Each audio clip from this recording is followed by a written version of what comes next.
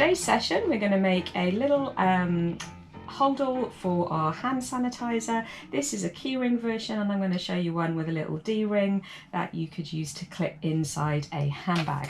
Super easy project, perfect for beginners or maybe advanced beginners, but it's another great way to use up your scraps, and there's lots of little variations. Okay, so I'm going to show you what you're going to need and talk you through some of the measurements. I've basically got 4 different rectangles. This one is 9 centimeters across by 17 centimeters high, and this is the back lining, and you need one of these. And then I've got this rectangle, which is the front and the back of the pouch, and this is again 9 centimeters across and 10 centimeters high. Make a little mark or a notch so you know which is the top and the bottom, because you've got to do some stitching on this straight away. Now you need to cut 2 of these in your fabric and then 1 in your lining, which I've got underneath there. Wonder what that was doing there. Then we've got another little rectangle. This is the flap at the front of the pouch, and again it's 9 centimeters across and it's 9 centimeters high. And again, just make a little note of the top and the bottom if you've got a pattern with a direction. And then for the strap, we've got a rectangle, and this is 6 inches by 4 centimeters. Sorry that I'm mixing up my measurements, guys, but I can't remember what that is in centimeters. So you can make your strap like I've done, or you could use some pre-made ribbon. So that's an option if you don't want to make fiddly straps. I'm going to show you how to make the strap, and then you've got the option to do just a simple ribbon one later. So that's all that we're going to need for our bits and bobs. And then this is what this looks like. So I've got a little snap on here. This could be a button and a buttonhole, and at the back I've got this loop. You can change the length of these. I thought this was quite a good loop length if I was going to have it hooked, maybe shorter for a keyring. And then you can kind of see the structure. Okay guys, the first step is that we're going to make or bag out the front and the lining of the front. So we're constructing the front piece first. I'm going to take one of these pieces and set it to one side. That's the back. And then I'm going to work on my front, which consists of this rectangle and the same rectangle in the lining fabric. So I'm using different colours for each section. Hopefully that will make it easier to see what's going on. And then you put these right sides together, and I'm just going to put one little pin at the top and bottom.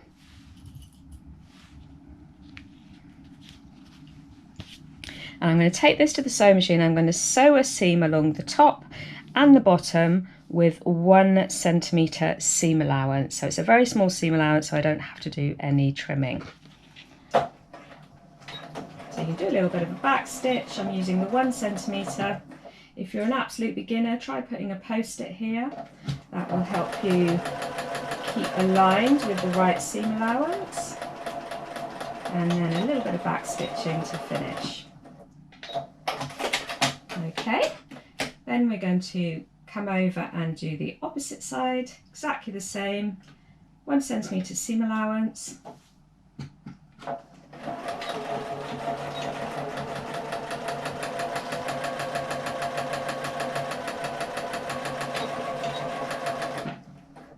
Back stitching at the beginning and the end, and then we are finished. So I've got my seam stitch there, and I'm going to turn this to the right side, and then grabbing my little I'm going to use a ham for a little ironing surface. I'm just going to press those edges.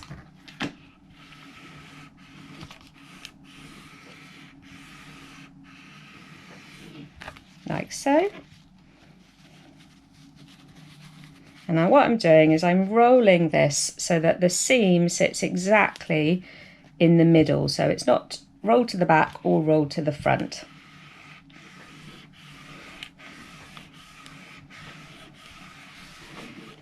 Okie doke. The next step is I'm going to top stitch that seam and top stitch that seam, and it's going to make it look nice and crisp in our finished little holdall. And for the top stitch, I'm going to use this little 1/8 guide on the front of the bobbin cover just as my guideline. I find this works really well for top stitching. And I want to make sure that I'm not going to worry about back stitching because it's all going to get encased. I want to make sure that I'm just keeping my eye here. And this gives you a nice top stitch fairly close to the edge, and then cut that away.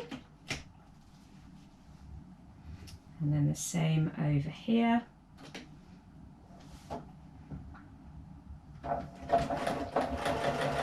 Focusing on this 1/8. Whatever little guides work for you guys for your top stitching though. And then release that.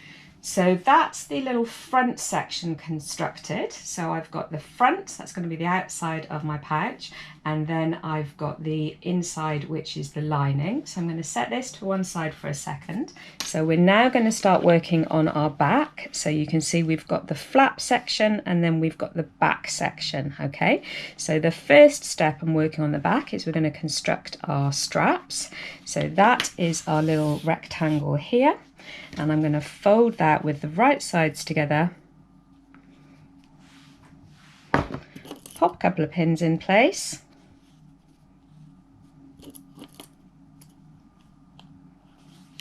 and then we're going to take that to the sewing machine and sew it with a 1 centimetre seam allowance. This time I'm going to go a couple of stitches forward and a couple of stitches back, just to lock off my stitching at the beginning. I'm focusing on my 1 centimetre seam allowance.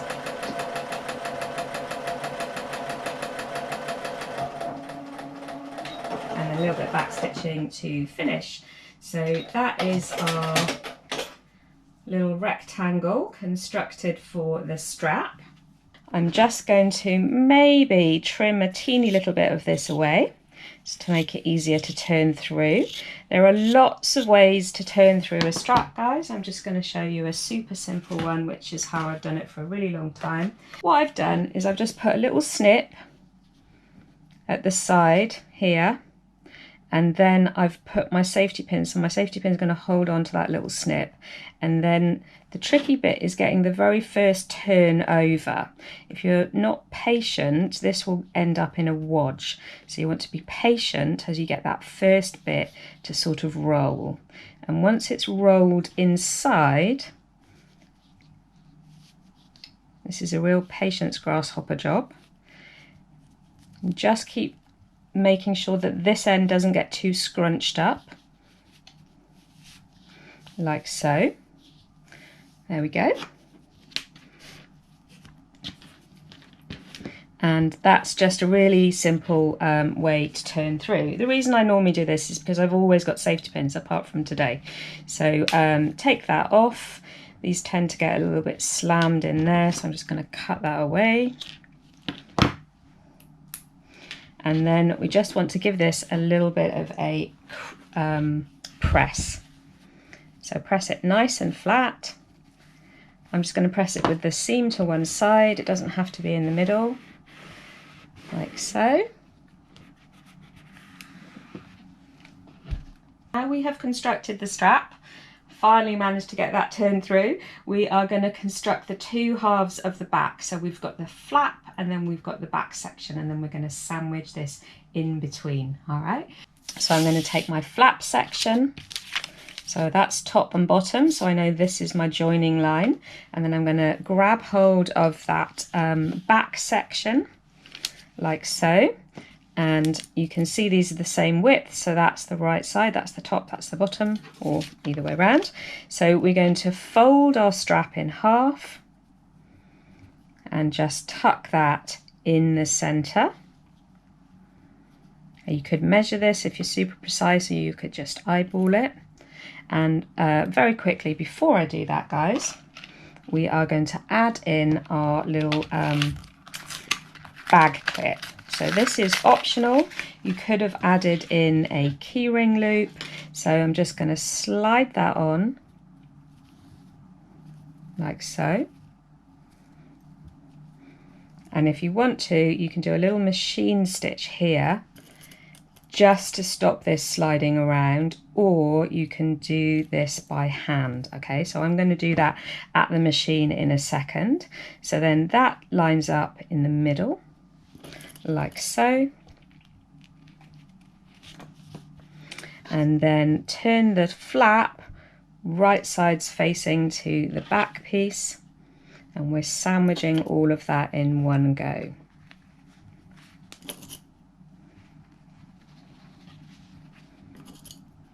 Okay, and then this, we're going to go to the sewing machine and stitch this with a 1 centimetre seam allowance. So we're going to use again the 1 centimetre seam allowance guide, and then I like to drop my needle. I'm a few stitches away from the edge, 1 or 2 forward, then go backwards just to make sure that I don't chew up my edge. Slow and steady, and we're going to be sewing over that strap as we make this joining seam.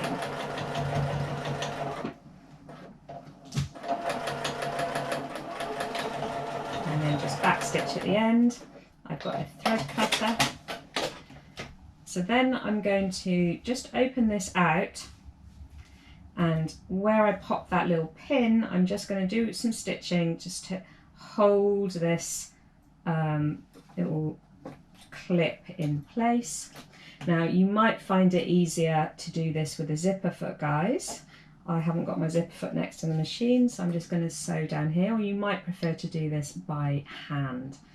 So it's just to stop the little clip from sort of sliding up and down your little strap.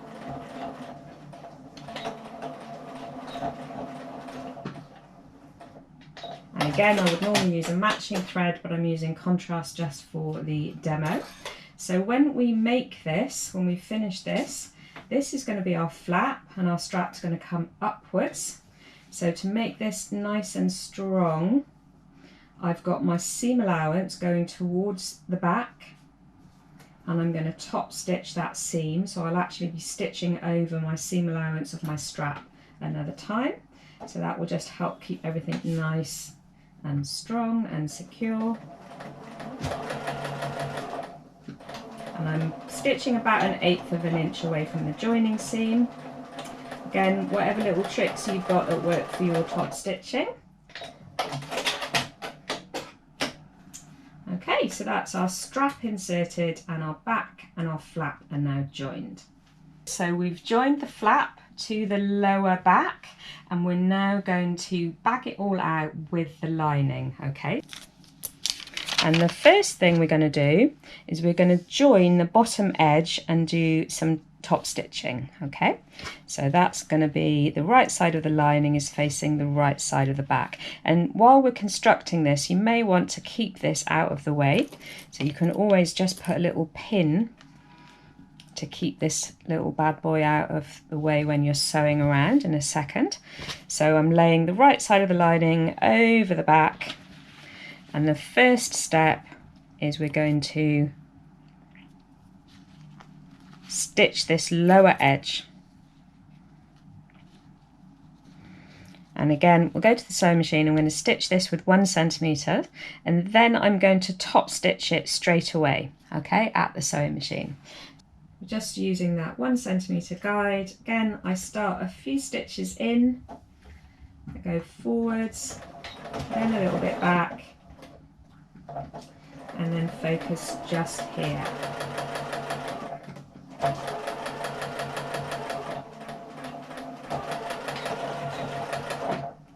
And trim that off.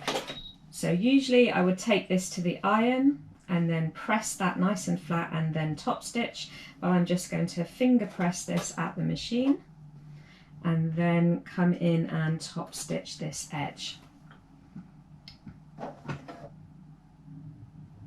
Not top stitching, I'm kind of under stitching it actually. It's just to make it look nice from the outside.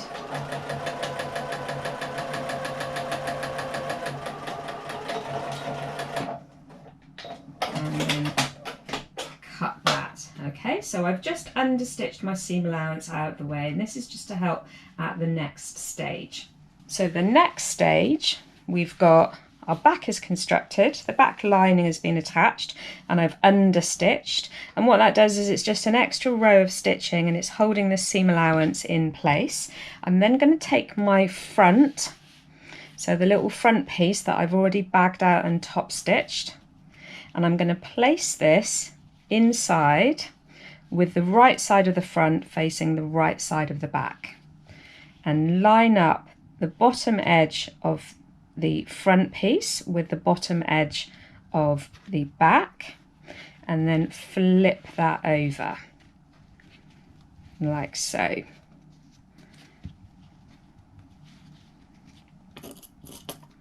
And just pop a pin to anchor that in place. So you want those edges to be really, really flush at the bottom.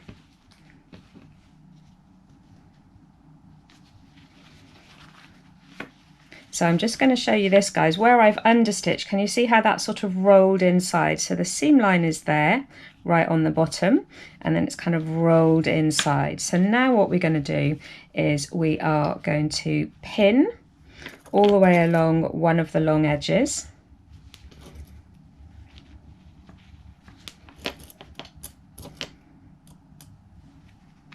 Like so. And then again pin all the way along one of the long edges, and if like me you haven't cut it super straight, you can let that stick out. You can always just trim that down a little bit. Don't worry about this having to be like super precise. And then so I like to put a little diagonal pin at the corner just so that I know I'm going to turn a corner. So we're going to be sewing, guys, all the way up here, and then a little bit of this side, but leaving a hole, and then a little bit of this side, and then all the way down there.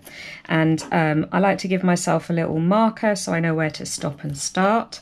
So by stitching a bit of that corner, we'll get a nicer corner on the outside of our little kind of flap, rather than stopping here and then tucking it all in place. Okay, so up here, cross there, start again here, and down there. All right, and that's again a 1 centimeter seam allowance. Again, I'm starting a little way in from the edge, and then do like maybe 1 stitch, then press my reverse button,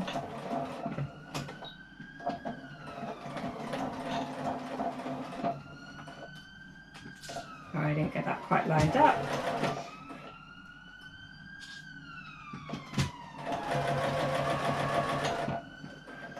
So I'm sewing through all the layers here, and instead of trying to turn a corner, I'm just going to sew right up to the top, back stitch, and come right off, and then start again. And what this does is it gives you a little bit of extra strength in that corner, and it means you're not having to worry about working out how to turn the corner with the right seam allowance. So again, a little bit of back stitching, and you want to leave yourself a hole that's big enough to turn everything through. So I'm stopping there, and I'm coming back over to my next little marker, my little idiot guide. I always drop my needle before I do any stitching.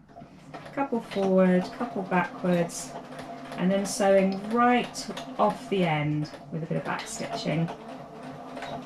So I'm not trying to pivot. Then lifting up, lining that up with the 1 centimeter.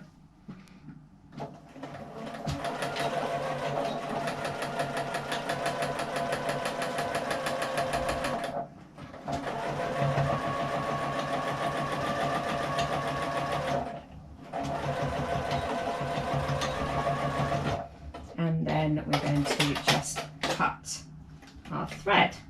So I've gone all the way up, turned a bit of a corner, left a hole, turned another corner, and all the way back down again. So the next thing we're going to do is to make a little kind of bit of shaping at the bottom edge. So if we look at my little sample to allow this hole to come through. And for this, I've made the holdall a little bit roomier. The first couple of samples I made were super tight, so you need enough space. So this is just a rough guide on the sizes for these like little mini ones. So we're then going to just mark up a little diagonal on the lower edge, ready to make that sort of mouth for our the opening of our sanitizer. And this is just a super rough guide, but I've found that this kind of works. It's better for the hole to be too big than too small. So I'm going to make a little mark, 1 centimetre or 1.25 in here. You don't have to use a biro, you can actually use proper marking tools. This is just what I seem to have right next to me. And then we're going to draw a little diagonal line between.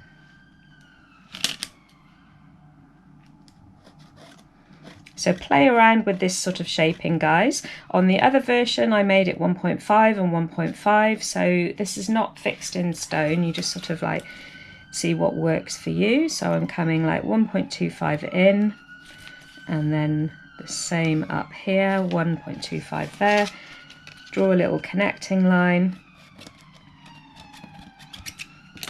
So this is basically what's going to allow the end of the sanitizer bottle to hang out. Okay, and then I'm going to go to the machine and stitch on those 2 lines. So I think maybe I needed to be like not quite 1.5, not quite 1.25, but have a little play with this.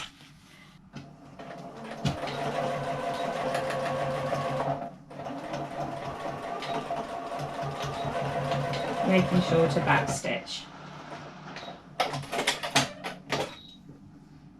And then the same again on the other line.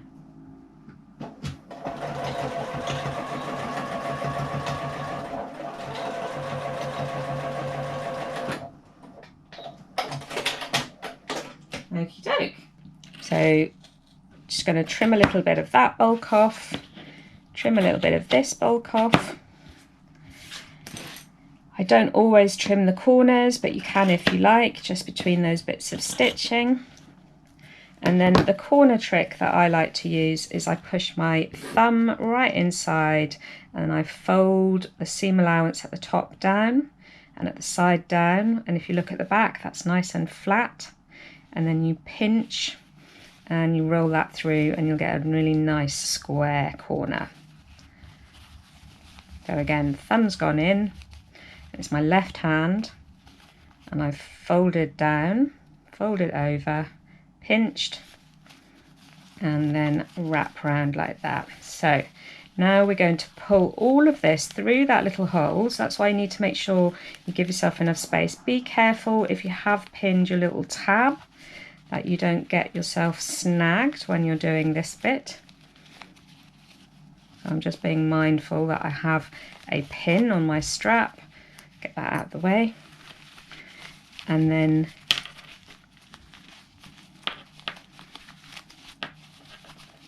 so it's a small little object. These are always a little bit fiddly when we're turning through. So we'll get this all the way through to the right side. And then using my finger, I can just push out this lower edge, that little bit of shaping that I've created.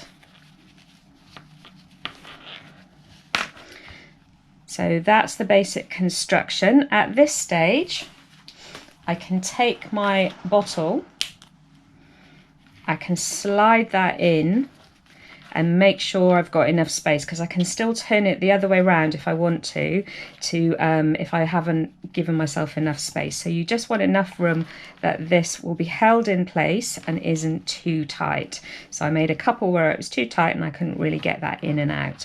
Okay, so the next little step, we're just going to tuck in the seam allowance in that top edge. Give this a little press. So I'm pressing in my folded seam allowance and I want to press all of this nice and flat. So I don't have any steam because I'm protecting my camera, but for you guys, steam is definitely important for this kind of a project. We want really nice crisp edges.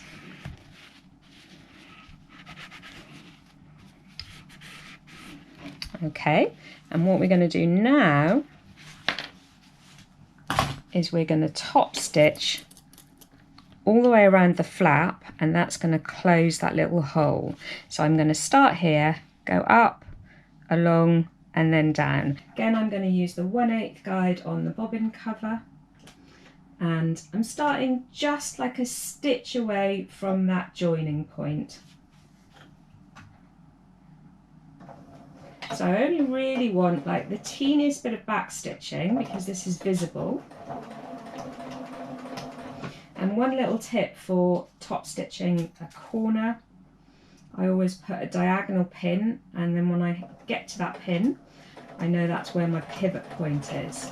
So I'm following, using that 1/8, I go nice and slow, and as my needle sort of gets right where that pin is, I know that that's my turning point.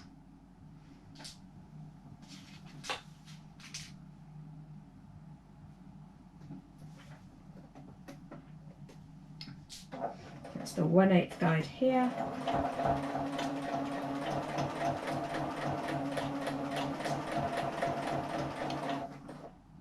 I just took out my little pin too early. Oh yeah, it's about right.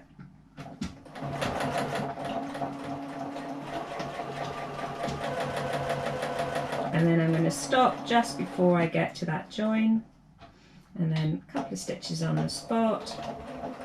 Not too many because you're going to see this from the outside, and then cut my thread.